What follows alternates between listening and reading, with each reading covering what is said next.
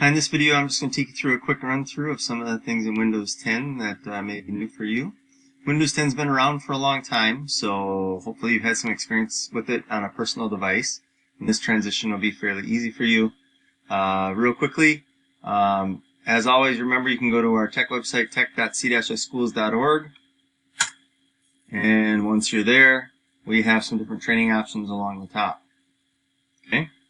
Alright, so let's say I'm looking for a program. I have my start menu down here. I can click this.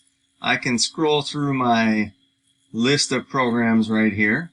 If I don't like what I'm finding there, or I can't find the program, I can always type in the search, and this is how I look for most programs. So you do have to spell it properly. Obviously, I forgot a letter here.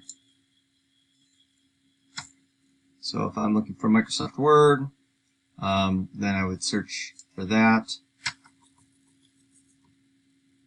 Okay.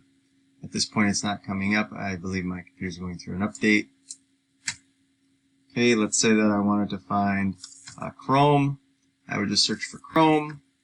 If I wanted to find Edge, Microsoft Edge, I'd search for Edge. If I wanted to find an Adobe program, I'd search for Adobe, etc., etc. So that's how you're going to find things that are in the menu here. You do have tiles and things of that nature that you can look at. Along the side, if you need to sign out, you click this top one and you'd say sign out. The next one down says documents, and so that's going to bring you to your documents. The next one is your pictures. It's going to bring you to your pictures. Now you can also find documents along the side and pictures along the side once this is open.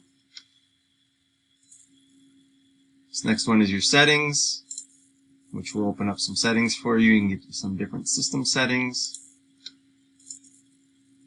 And then you can always turn it off. Okay, so that's a quick run through. Other than that, everything else should operate pretty much the same as what you've done. And you'll want to mostly be using the Google Chrome browser, so make sure that you go through and you set your defaults for the Chrome browser and your default for Adobe Acrobat. Alright, hopefully that helps.